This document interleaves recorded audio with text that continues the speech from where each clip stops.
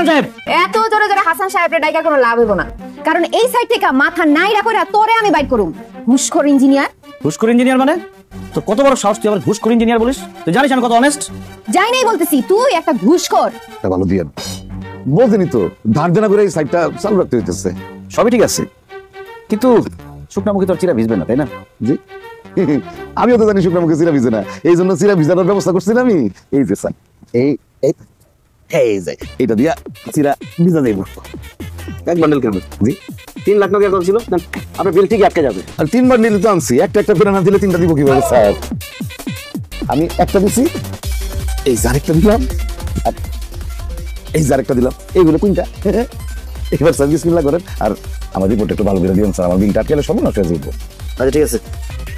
হায় রে খাটাসের বাচ্চা, খাটাস এগুলো কি খাই না, আবার বলে বাসা নিয়ে যাবো গা। স্যাপ খাতুই স্যাপ দিয়া দিতে।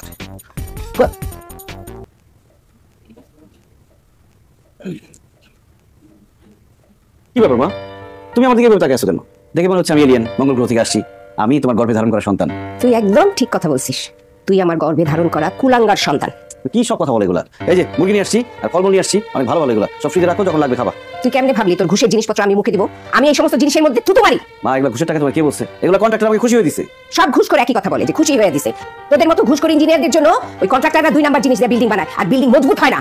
মা, তোমার কথা শুনে মনে হচ্ছে কি আমরা যে করে বিল্ডিং বানাইছি সব ভাঙা পড়ছে, হাজার হাজার মানুষ মারা গেছে। এই চুপ থাক, তুই এগুলা এক্ষুনি নিয়ে রাজুরিয়া ফেলে দিয়া যা। অদ্ভুত তো, আমার দিকে তাকা কি দেখতেছিস? বললাম যে ফেলে দিয়া। এই খাবার জিনিস বাইরে ফেলে দিব? আচ্ছা ঠিক আছে, তুই এগুলা কোনো গরিব মানুষ দেখে দিয়া যা।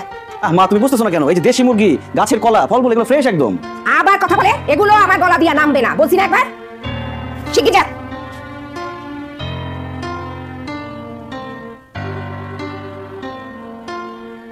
তাড়াতাড়ি।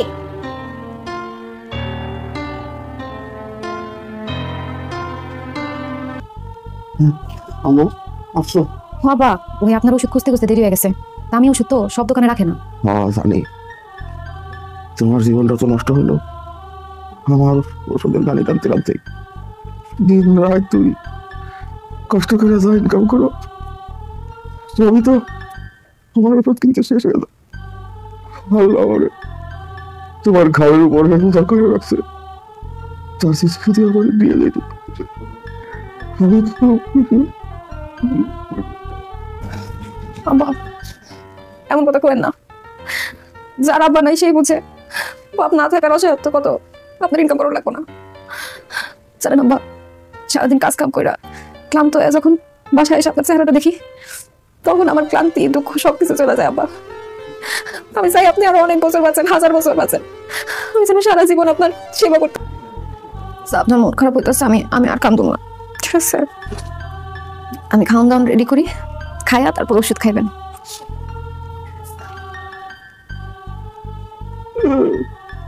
আল্লাহ আমার তুমি সকল মারামতি থেকে রক্ষা করে, আল্লাহ সকল মারামতি থেকে রক্ষা করে।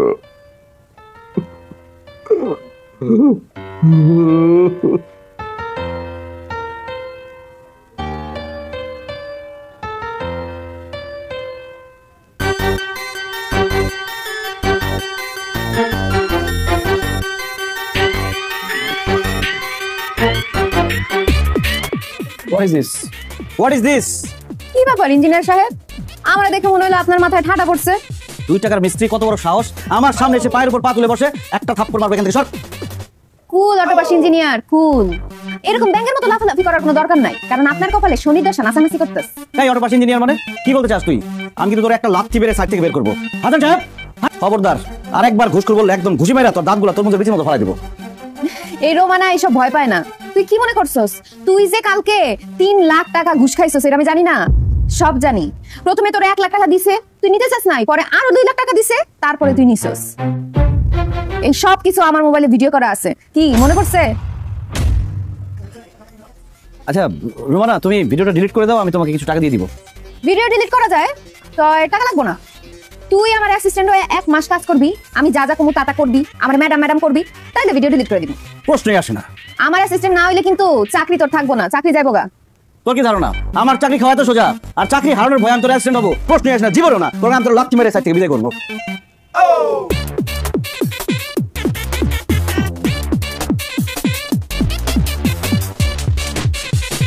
পান দে দি, জি পান দে, দাঁড়াতে দে। দেখ আর ডিব্বা পর্যন্ত খুলতে পারে না।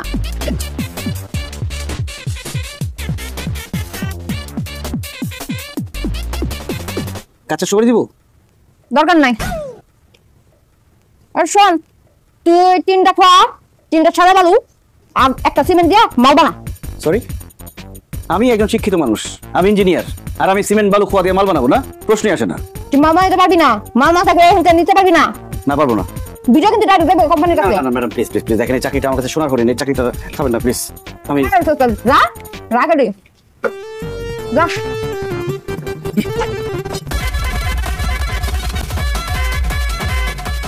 দুইটা করে তুললে কি কাম শেষ হইব সারাদিনেও? স্যার এগুলো আপনি কি করতেছেন স্যার? আরে কাজ করতেছি। এটা তো আপনার কাজ না, এগুলো হেল্পারের কাজ। কাজকে ছোট করে দেখা কি আছে, সব কাজ সমান। স্যার এগুলো আপনি কি বলতেছেন? আমার ডাক্তার চলে কিন্তু আসে না আজকে, বুকে বলছেন চিন্তা করতেছে, আপনার কাজ করতে আমার ভালো লাগতেছে না স্যার। কথা বলেন না তো, কথা না বলে এটা আমার মাথায় তুলে দেন। আমি পারবো না স্যার। পারবেন না? জি না স্যার। তা সামনে থেকে সরেন, যান। স্যার দেখেন স্যার, ডাক্তার আমার কাছে নাই। আপনার কাজ দেখে মনে হইতেছে আমি বেশি দিন বাঁচুক। এ না মাল রাখিস কা? যা জায়গা মতো না। আরে সিমেন্ট দে যা। জি ম্যাডাম। কি হইতেছে আমি তো কিছু বুঝতেছি না।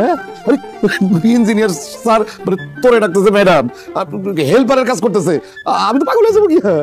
এ হাসান ভাই, কানের সামনে প্রমোশনের মতো প্যান করে না তো জান। ওরে বাপরে বাপ, কন্ট্রাক্টর আবার রাজমিস্ত্রি পাত্তাই দেয় না, মানে আমি বুঝতেছি না কি হইতেছে, আমি তো পাগল হয়ে যাবো কি? জান না জান।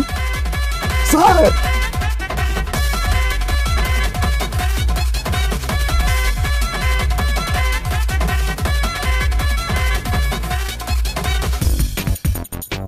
আরে পা সালাম। এই আপনার বাজার আপনি জানতো, আমি কুলিগিরি করতে পারবো না। নেন। এত বিরক্ত হয়ে লাভ নাই। আমি যতদিন আছি ততদিন কুদিগিরি কি মেথুরগিরিও করতে হইতে পারে। আসেন। আল্লাহ, কোন কুক্ষণে যে ডাইনি রাক্ষসীর সাথে আমার পরিচয় হয়েছিল, এখান থেকে আপনি মুক্তি দাও আল্লাহ। আল্লাহর কাছে মুক্তি চাই লাভ হইব না, আল্লাহ ঘুষ করে কথা শুনবো না। আনান তাড়াতাড়ি আন, আরো বাজার করতে হবে সামনেতে। আসেন। ম্যাডাম বাজার কোথায় রাখবো?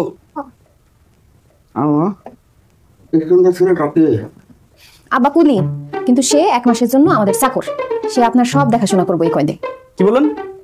ঠিকই বলছি। আব্বার দেখাশোনা করা, তারে খাওয়ানো, তার কাপড় চোপড় পরিষ্কার করা, বিছানা পরিষ্কার করা, রান্না বান্না, কাপড় ধোয়া সবকিছু আপনার করতে হবে। অসম্ভব, আমি একজন ইঞ্জিনিয়ার হয়ে আমি সব কাজ করতে পারবো না। না করতে পারলে আমি অন্য ব্যবস্থা নিয়ে নিব। তো ব্যবস্থা নিয়ে নিই। আচ্ছা ঠিক আছে, করুন। যান রান্না বান্নার কাজ শুরু করেন। আপনি আরাম করেন, কোনো কিছু লাগলে তারে বলেন, সে আপনার সবকিছু করে দেব। ঠিক আছে? আয় কাম কাজ করেন। মনটাই চাইতেছে বাপ বেটি দুইটারে গলা টিপা মেরে ফেলি। এক গ্লাস পানি ঢেলে খাইনি কোনোদিন, আর সেই আমি করবো চাকরির কাজ।